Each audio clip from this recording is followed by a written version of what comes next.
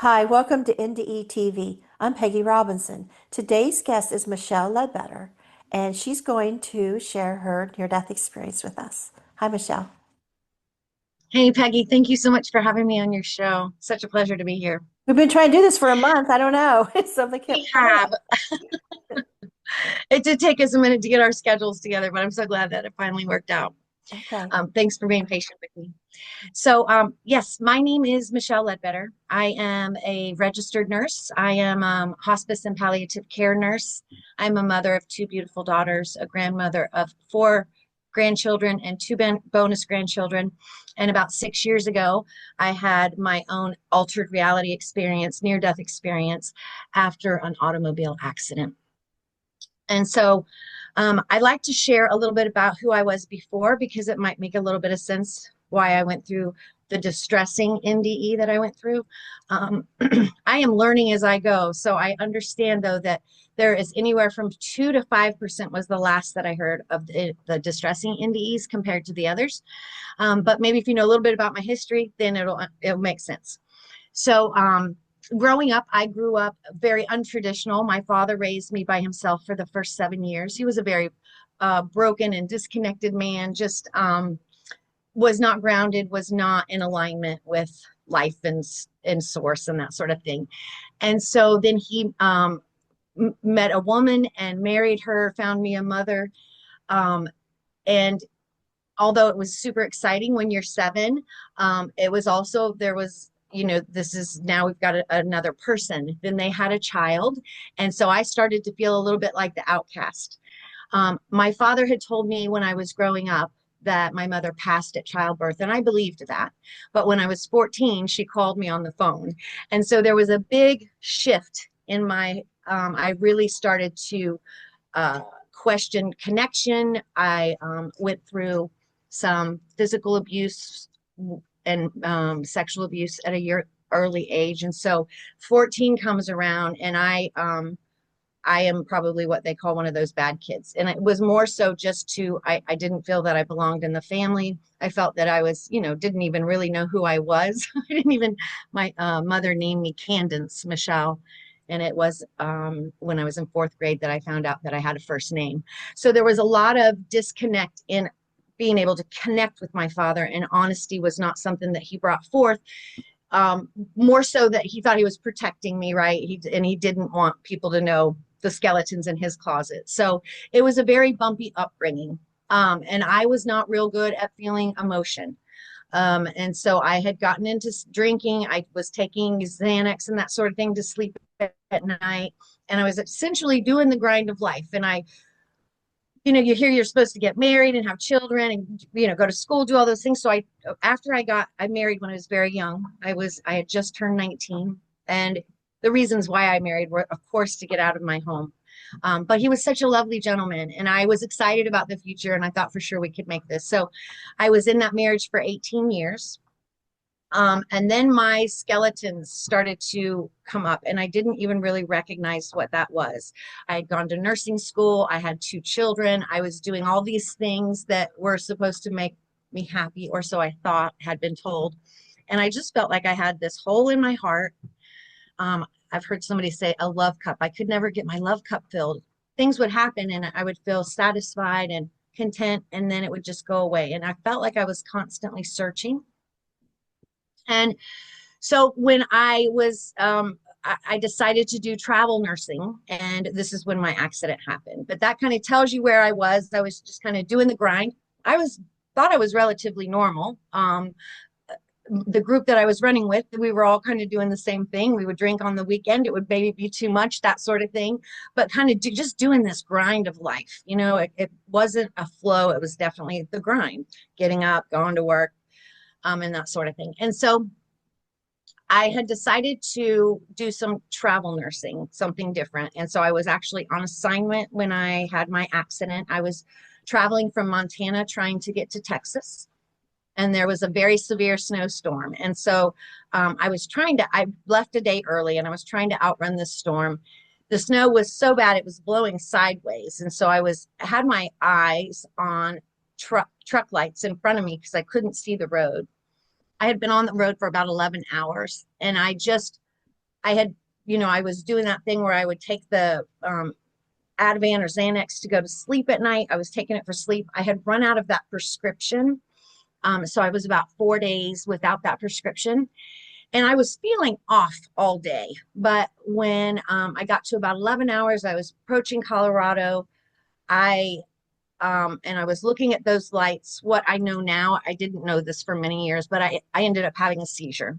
And the seizure, the last thing I remember is just kind of looking to the right and feeling, oh my gosh, I'm in trouble. The truck went up and over a pass, but I missed the pass. And when I came down off the embankment, I had an L1 burst fracture, a broken spine, and a traumatic brain injury. I was traveling with my little dog. And when I first came to, I had this very profound sense of peace. Hold on a moment. Where you would think otherwise I would be kind of panicked, right? I woke to the paramedics getting me out of the car, and I'm not sure how long that took, but I did wake to the paramedics getting me out of the car. And although I wasn't totally with it, I was with it enough to recognize that I'd had the car accident. They took me to the first hospital. I don't remember that ride. And they allowed my little dog to stay with me on my lap. When we got to the first hospital, they did some imaging and found out that my broken spine was not stable. They had to transfer me to a trauma unit to do that surgery. But before we left, they were talking about impounding my dog. And again, this whole time I'm kind of in and out. So I just know I can tell you little spots of things that happened. But the sense of peace that I had was just, it was odd. It was such an odd sense of profound peace. I felt like I was being cared for. I felt there was no fear until they said something about my little dog was going to have to be impounded. And that's the first time I had this like sense of, oh, uh-oh, that's what, uh-oh. But this nurse came, she didn't know me from Adam. And I was starting to worry about it. And I said, please don't impound my little dog. And she came up and she said, hun, don't worry about it. Don't know how long you're going to be here, but after my shift, I'll take her home with me. I've got her until you get done. Oh, And I just started to see the angelic godliness in the people that were serving me. And I just felt so supported and loved. And the surgeon came in, and we're moving into the late night hours, about 11 o'clock at night. And he told me that we were going to have to get this surgery done right away. We couldn't wait. And he told me some astronomical, like 10 surgeries he's done. And then that a little bit of fear popped in again. And I thought, oh, I asked him if he could maybe just go home and get some sleep, come back in the morning. But he said we had to go for it. I don't remember anything after that for the next 5 days. So the experience came somewhere in that time. I don't know exactly when. I don't remember going to the emergent or to the OR. I don't remember being put to sleep. The next thing that happened is I am presented in, for lack of the only way I can describe it, is kind of like a warehouse setting. It was very damp. It was very dingy, dark, had a cold feeling to it. And there was absolutely no color. It was very grayscale, a very, grayscale color. The first thing I remember is feeling the presence of my children. And so I turned to look for them to follow me. And they gave me a look that in my mind, what I hear is, you've really screwed this up, Mom. We're not interested. And so they turn and they walk out this big, heavy door. And I ran over to the door, and I'm looking out this little tiny window, and they're walking off into this land. It's very barren. It looks like it's been like a bunch of heavy equipment has come in and just mowed it down. So it was very just dirt. But again, there's no color in any of this. They couldn't get the door open. And then I really started to panic. Like I didn't understand where am I? What's happening? How come they're leaving? Why don't they want to stay? Where am I? I was very confused. I turned back into the room, and I saw a scene of a patient that I had worked with years prior who was HIV positive. And it was very distressing. The images that I saw, and I don't go into any detail because it's hard for me to talk about the images that I saw. They were very disturbing. They were very grotesque. You could tell there was a struggle. And I start thinking in my mind, we need to find his partner. He's obviously struggling and suffering. And the next thing I know, I start to have this like review of my life. And it starts off when I'm a child. And in my upbringing, it was very challenging and hard. I shared with you I did have some sexual and physical abuse in my upbringing, and I started to see those scenes over again. But I didn't only see them, I was actually in them, physically in them. And so I was very afraid. The fear that was coming up was just overwhelming. I couldn't understand why I was having to go through this again. And I started to feel like, question that, like, where am I? Maybe I am in hell. And so the fear component of it, there is really no way to articulate that. It was like every negative emotion that you can have was compounded 100-fold. And I'm sitting in that. And I was just so, so fearful. The next thing I remember, and it goes through, a bunch of different scenes, but there's no like wonderful scenes. I'm not remembering wonderful scenes. I'm remembering bad things that I might have done to somebody else, and I'm feeling how they feel. So the emotions are very dense, very heavy, very scary. And then I see mine goes away a little bit. The it's almost like a film goes away, and then I see a little girl, and I'm curious. I don't know who she is, and we start to go into her life review. And her life review was, if you had to put a hierarchy on it, was worse than mine. And if you would have asked me before this, I would have said mine was very bad, but hers was even worse. And the feelings of fear and confusion and why am I seeing this happen to this little girl?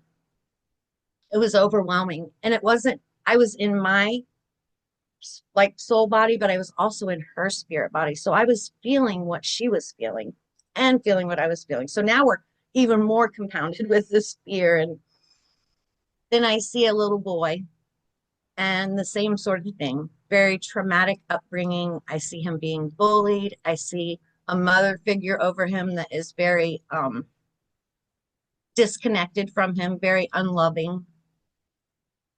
And I am just overwhelmed with fear and confusion. And all of a sudden, I start to feel warmth at my feet and it starts to rise. And as I feel this warmth, I almost feel like I'm forced to look up. And when I do, the ceiling on this warehouse starts to crack. And as it cracks, these tiles start to lift. And this is the first time I see color, this brilliant, excuse me for a moment, white, golden, yellow, orange light it literally like starts to pour through like liquid, pour through the ceiling. And because I am in such a state of fear and I'm believing that I'm in hell, I look up and I think to myself, I'm in hell. This is going to come in and burn me. And I bend over just to kind of brace for it. And it was like, hurry up and make it quick. Just let's get this over with. The next thing I know, I am having excruciating pain in my back. And and in my chest, I couldn't catch my breath. And I'm realizing that I'm just coming out of wherever I was. I'm coming out of that. And I'm realizing I'm laying in a hospital bed. And I look over into the corner and I am in so much pain. It was the first time that I had really felt pain. I didn't even feel a whole lot of pain at the accident site, but I was in so much pain. I couldn't catch my breath. And I asked this African-American lady that was sitting in the corner, who are you? Why are you here? And she says, I'm here to help you. And I am still so confused. And I was like, I needed help because I wanted to get away from this that was happening. And all of a sudden she blends into my Caucasian sister. And I'm just thinking, what in the world is happening? So I'm like halfway in a altered reality. And then I'm halfway in I'm coming back, but I'm kind of in the two. And I just start saying to her, please help me. We got to get out, we got to get out of here. And what I found out later is because of the traumatic brain injury, they reserve sedation for people like that because they want to make sure that you're waking up and all your neuro is coming back after something like that. So I wasn't sedated. And while I was moving through this altered reality, I was apparently acting it out. I was getting out of bed. I was trying to run out of the hospital. So I was doing all those things, and they had to have a human person come in and keep me safe while I was in ICU. So that's why she was in there. It was so distorting at first because you can't figure out what the heck is going on. I slowly slowly started to spend more time in this reality. But I didn't share where I had just come from because it was very, very scary. I didn't want to look at it. I didn't want to talk about it. It was, and then I'm dealing with the excruciating amount of pain. They had to go in and put 2 rods in my spine and wire and cement me back together. And so I slowly started to come around. I ended up, not talking about it all. I get home. I don't have a job. I can't go back to work right away. My best friend that I was sharing with you is passing. And so I am just really in a really bad place. And again, I'm not going to share this with anybody because I don't want anybody to think I've gone to hell. I'm that bad of a person, right? So I didn't talk about this.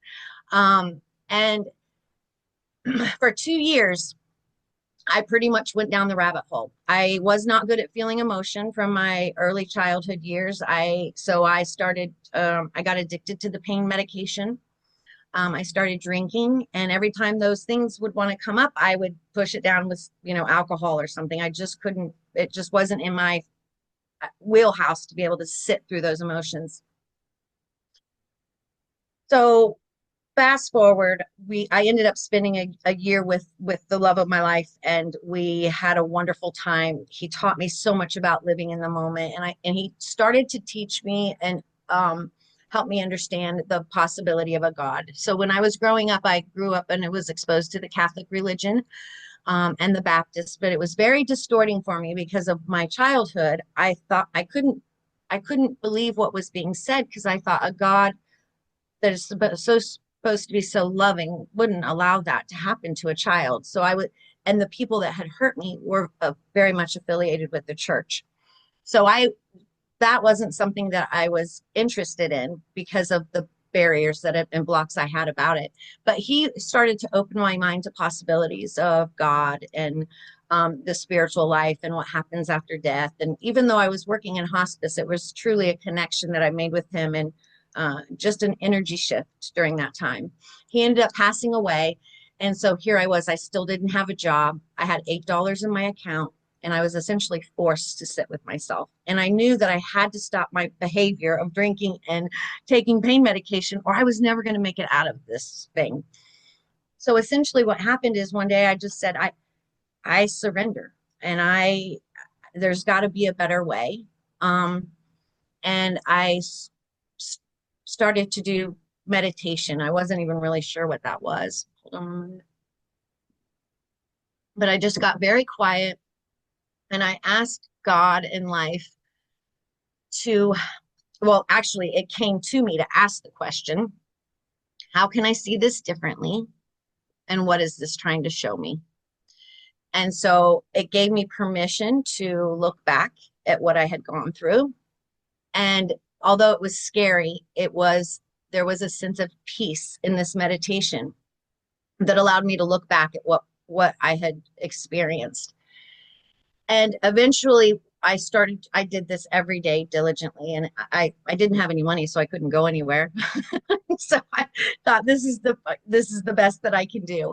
And I started to get these, for lack of a better word, these little downloads that would come in during my meditation and would explain what it was that I was seeing. And one particular day, I was reviewing the little girl and the little boy, and ended up finding out that those were actually my abusers. And so when in that moment of meditation and in that space of remembering what it felt like, the fear went away. and it was replaced with a compassion, an unconditional love that I had never felt in my life. Hold on. I sometimes get a little teary. It was an unconditional love that all I could do was extend it to them. It was just so I felt so sorry for them, and I had so much compassion, and I understood in that moment why they did what they did, because they were looking through a filter of, wounds themselves. And so it was like immediately something that I did not even know had been holding me down.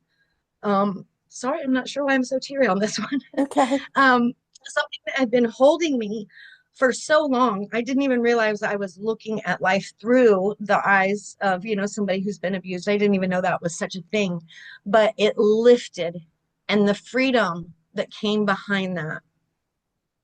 There are no words to describe that.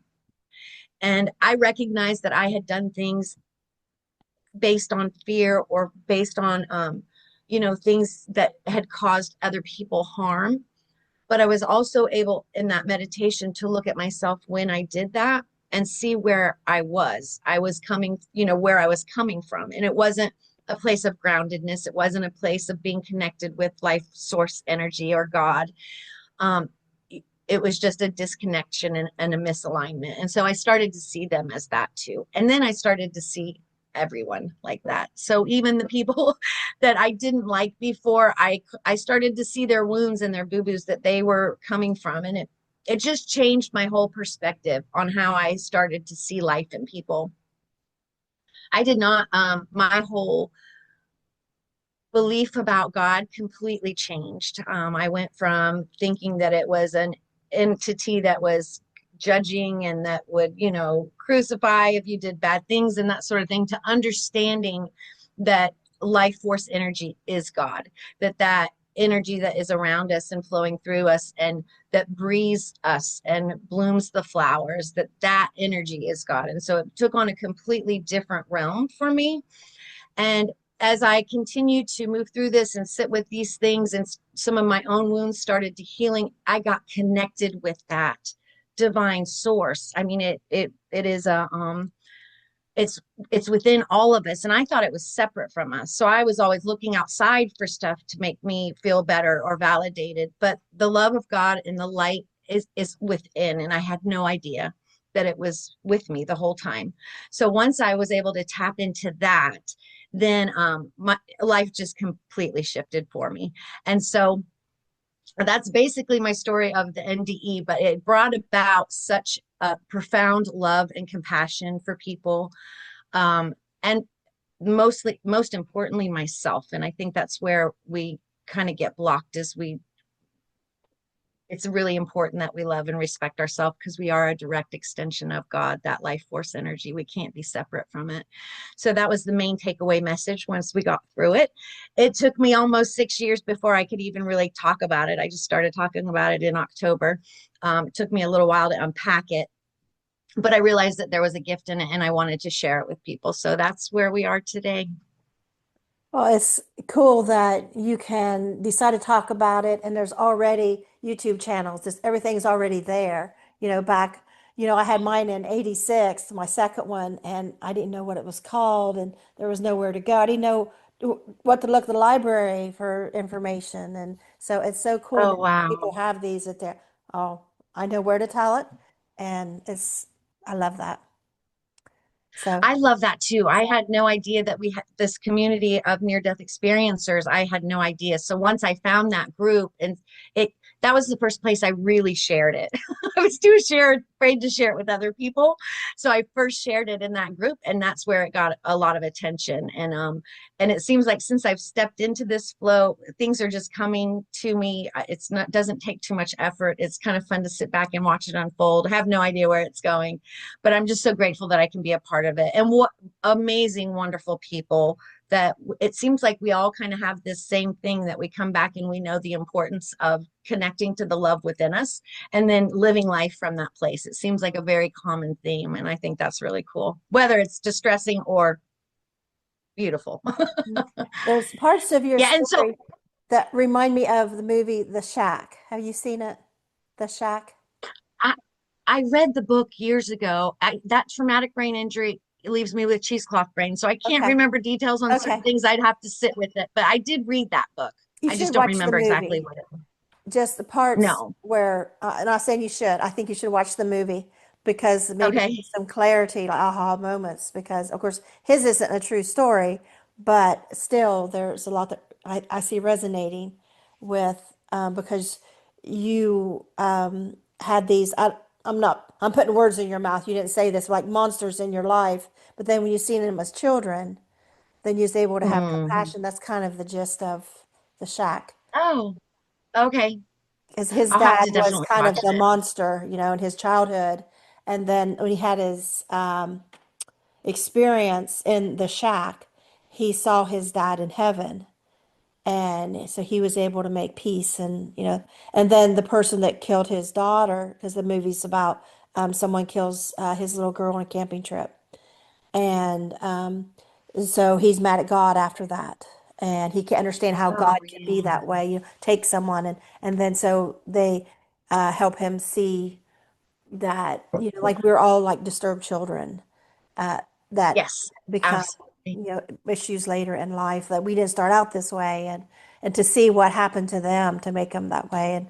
And so that a lot resonated, what you were saying. Yeah, I'll definitely have to watch that. I do want to back up because the one of the Sure. most important things. So, I was sharing with you about the liquid light that was pouring in, and I thought it was fire, and I thought I was going to be taken out at that point. In one of my meditations, I was shown that that was actually the light and love of God. And what was happening is, and I believe this happens a lot of times when people are passing, is that those wounds that are suppressed in the soul's not attached to them, but it holds on to these things for you for whenever you're ready to be able to look at them. Those things were trying to rise. And that light, the love of God that was the liquid love that was trying to pour in, was just coming in to be able to show me a different perspective. But I was so afraid of God. I was so afraid of life at that point. I couldn't even see it. And although it was colorful and it was like the first positive thing, I didn't see it that way because I was so distorted in my fear. And I recognized that my fear and my boo-boos had been running my life. I wasn't good at making real good connections with people. Because of all of that, and I didn't even recognize it, but that truly was the love of God that when people are moving through terminal agitation, I believe they're moving through this where those wounds that are deep seated are trying to rise, and God's trying to shine the light on it so we can look at it from a different perspective. But sometimes people get stuck in that terminal agitation, and we can give medication. But now that I've had my experience and I know what it is, when I was working with patients, I could help them kind of move through that to say, this isn't going to last. It's not, hell is a state of mind. It's not a destination, as is heaven. Um, but and it can be acquired right here, right now. The heaven that people talk about after the soul departs from the physical form, that's an expansion, right? That's the doorway to love itself. And the only thing that we take back, I am positive, is love. So we got to dump the junk. And sometimes if we don't do it during this lifetime, it might be dumped towards the end and it might look like agitation. And so if you can just encourage people that this won't last, hang on. Again, there are medicines that we can give, but it's there to help you.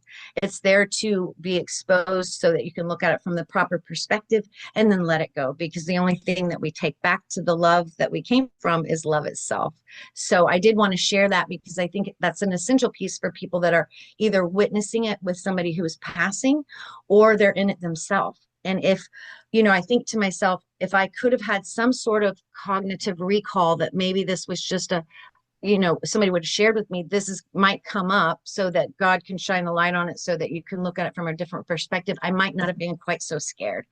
So that's why I like to share it, because now that I've been doing hospice for over 20 years and I had seen this multiple times, I never knew what it was until I went through my own experience.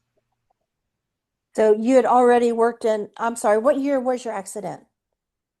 How long ago? Um, 6 years ago, Oh, just 6 years ago. 19. Okay. Yeah. Okay. Were I've been you a hospice nurse for a little over 20 years. okay?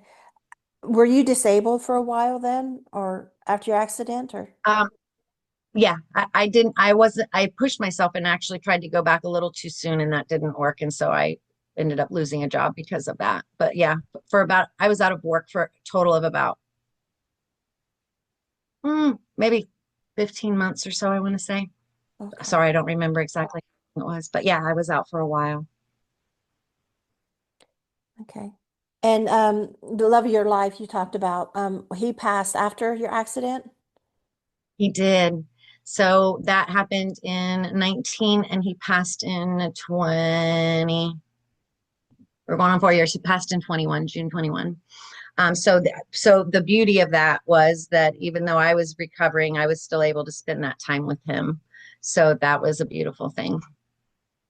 Did your NDE help him? Although he was the one that told you about God and stuff, but did it have that? He's the one that helped me try, like, because he was in the hospital for 3 months. He had a GI bleed from his colon cancer that they just could not find.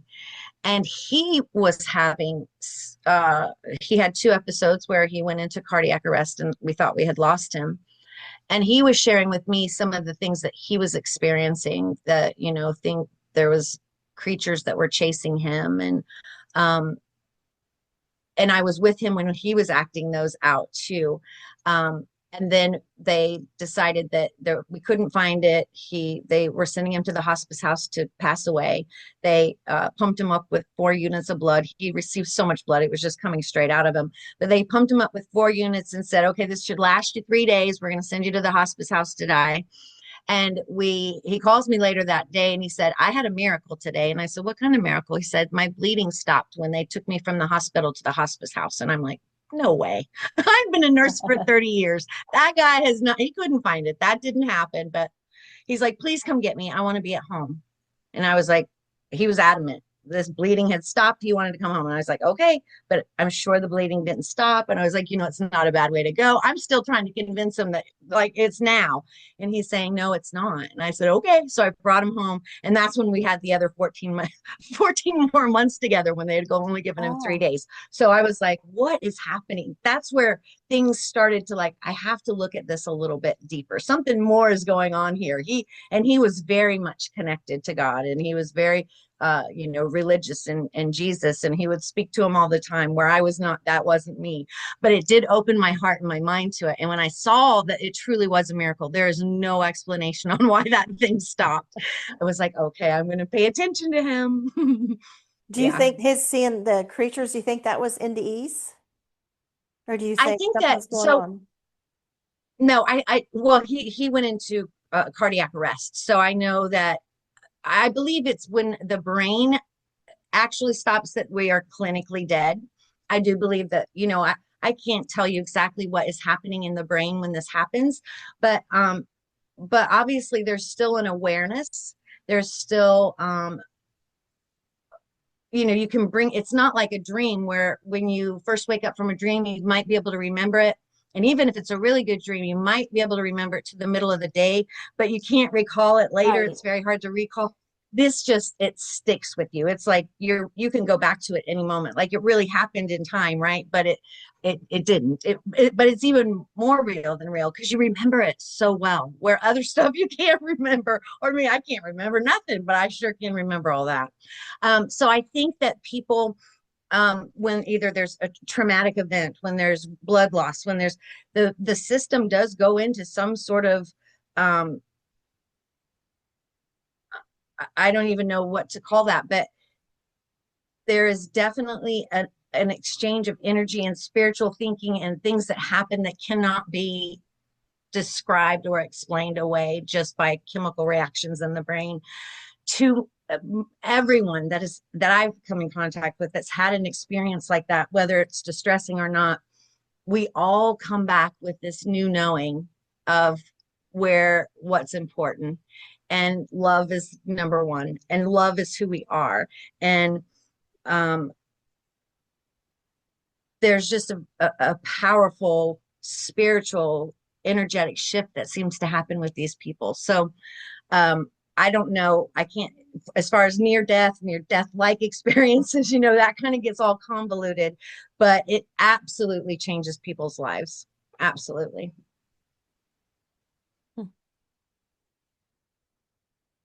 So do you share do you share your experience with any of your patients in hospice, or is that allowed? I'm very, yeah.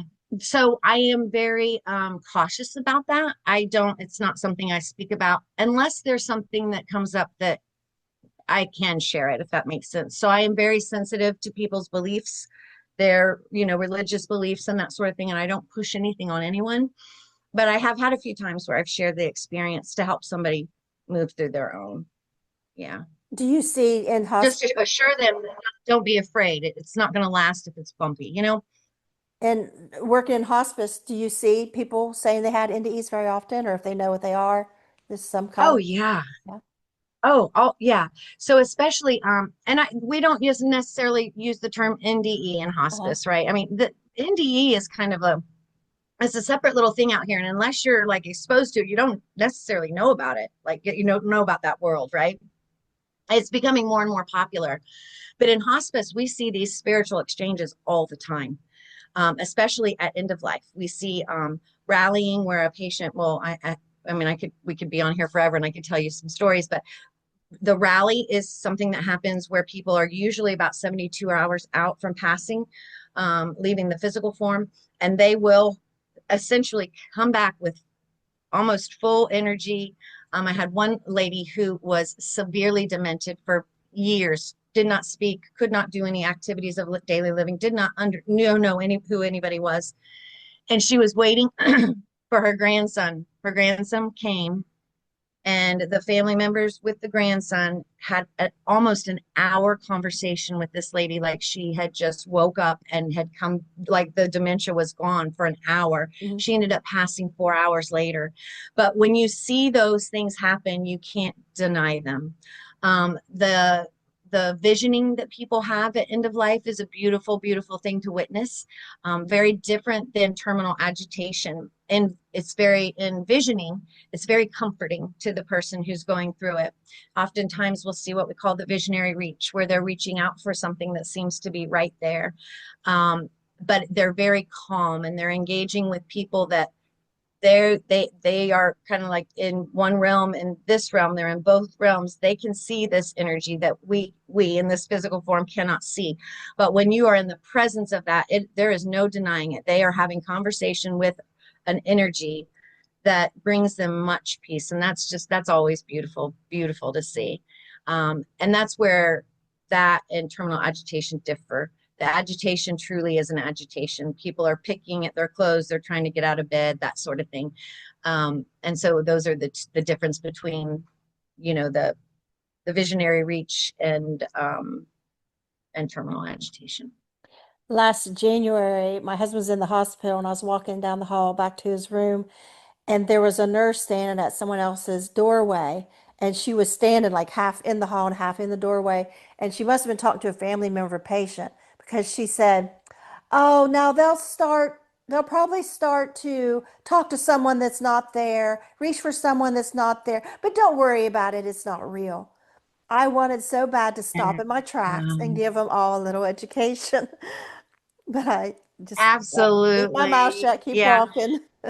Not my business, not my Right. And place. that is right. And here you're right. So what I share with family members and people is when someone is moving through this, it is their truth. It is their truth. And so to try and pull somebody out of it, or to not, to deny what they're saying, or that I can actually throw them into a confusion. So it is best to just love and support them. And although you might not see what they're seeing, please don't deny it for them, because it is their truth. Same with the terminal agitation. That is their truth. People want to calm them down and put them back in the bed and say, behave yourself. Well, you can't. You can't, right? So it's about offering sacred space for people to move through that and know that it's not going to last very long. Just like when we birth into this world, we don't remember. It's a little bumpy. And on the back end, it can be a little bumpy. But if you can just hold sacred space for somebody, try not to take them out of it, just reassure them and love them. That's the best thing that you can do. And I've heard several NDErs say they've come back immediately from surgery or something. The doctor, surgeon's still there, and they say, "I was just in heaven," and they're all excited and tell us something. And doctors respond with, "Oh, bull, and I don't want to hear that," and just shuts them down. Like, Yeah. gosh, When somebody speaks their truth, you know what that is. I truly believe it's fear because of the unknown, right? So when people don't understand something, they tend to make it punitive or not valid so that they can feel better and not have to look at their own spirituality and that whole stuff, right? So when people do that sort of thing, I don't think it's out of trying to suppress somebody or upset somebody. I think it's coming from their own fear. Um, has been my experience and anyway. then I've heard stories of people right before surgery, it's like life-threatening, they're really scared, and they say, well, "Wait a minute, can somebody say a prayer for me?" And I've heard the most beautiful stories of the doctors and nurses just all in prayer, and they just feel like it's so angelic in the room. It brings them so Yeah, much peace. yeah, Like I had an yeah. experience years ago. I have a mentally disabled sister, and she was in the hospital. And I always have to play like Conway Twitty or something on my phone to get her to calm down because she's afraid of shots. And Okay, yeah. so she had um, kidney infection, makes them crazy anyway. So she was not being very cooperative. And I have like an hour from the hospital, and they call me, "Peggy, we need help. Take blood." I drive down there.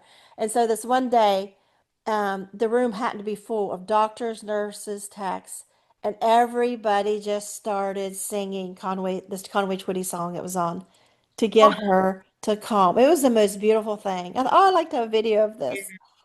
And it's yeah, kind of like one of the that's sexual beautiful. songs. She has a lot of sexual songs, like, and everybody's Yeah. just singing it. And it's like, this is so beautiful that everybody doing this for this Oh, one handicapped lady to get her, give blood.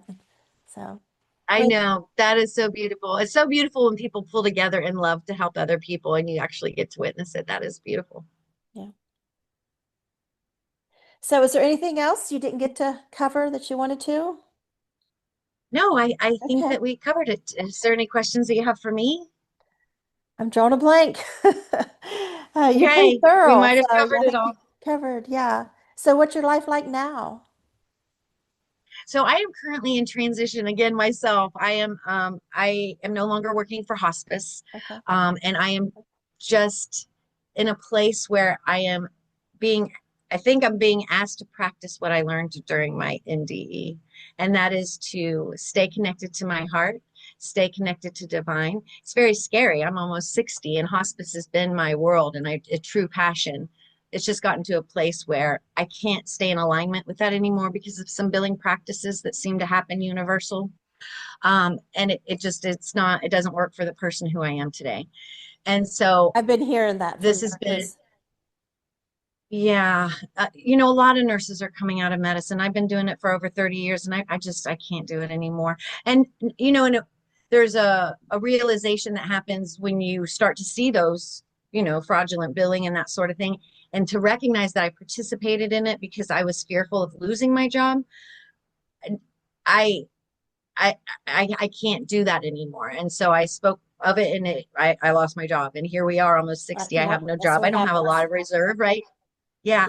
In And so, 2019, my mother-in-law was in hospice, and her hospice nurse told me that she was working at the hospital where I had used to work, and that she was made Nurse of the Year. But in a meeting, she spoke up against some practice, and they just fired her just because she spoke up and said this isn't right.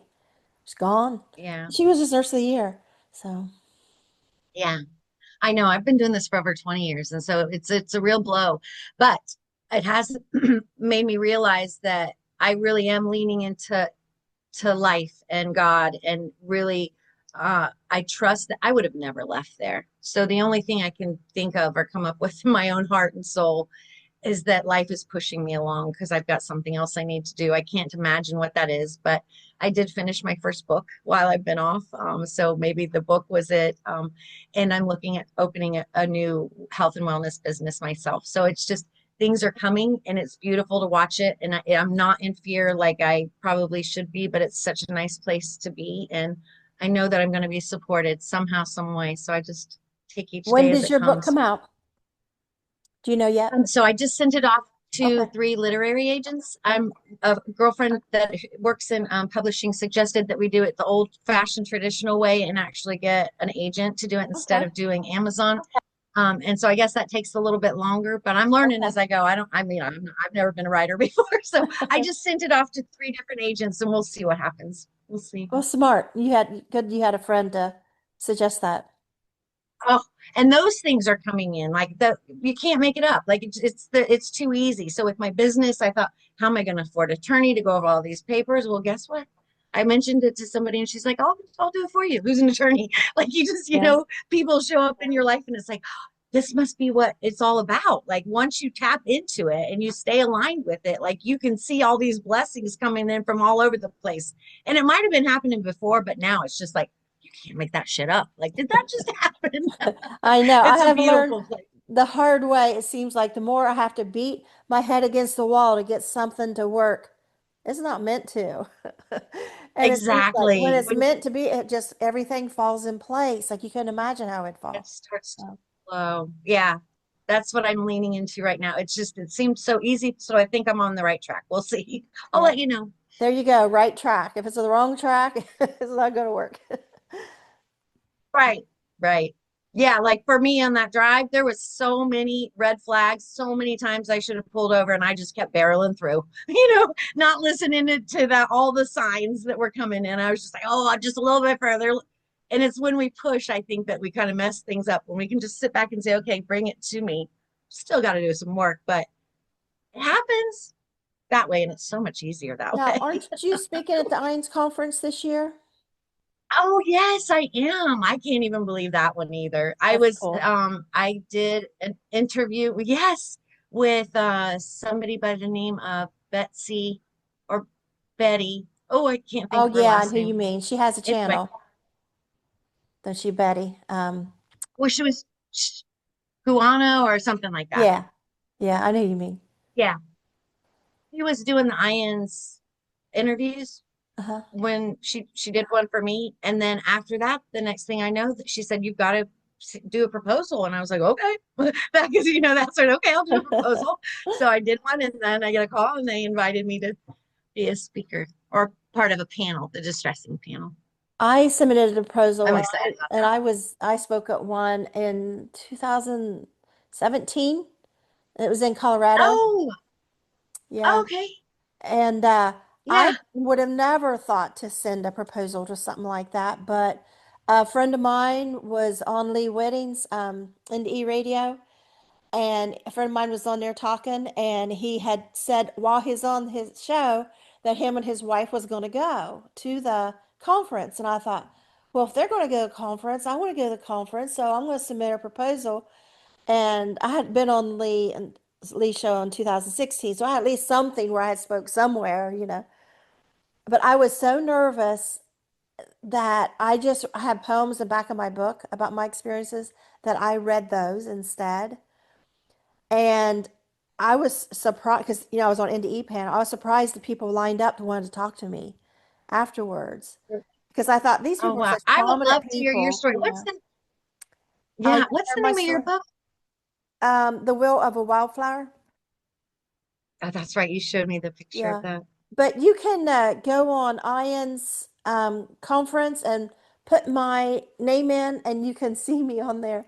And I was like, I'm nobody. I'm just a grandmother. That's how I started. Yeah. That was the first time I talked publicly. So, other than on Oh Lee's wow, show that's on radio, but yeah, yeah. So yeah. Lee said, Well, yeah, "Well, he says, come back when your book's finished." So I went back in 17 when my book was finished. It's back on there. And that Lee is Whitting so at that cool. time was to me like Oprah Winfrey because my friend talked to him about having me on because I was like unheard of. And so he called me and I told my husband, Lee Whitting, you thought it was Oprah Winfrey that just called. I was like, Lee Whitting just called me. It was that much excitement. It is so exciting to know that your story can maybe help somebody, right? And I so know what you mean when you talk about being nervous. The very first few podcasts, and still, it's not my thing. I know I ramble and I can't keep it all straight, Oh, you're but it's fine. real, right? It's just like it's real. Yeah. It's who I am. But it's that you get real nervous, and then, but this one, today, I think this maybe about my 11th. Today, I felt much more at ease. It was like I wasn't quite as nervous. And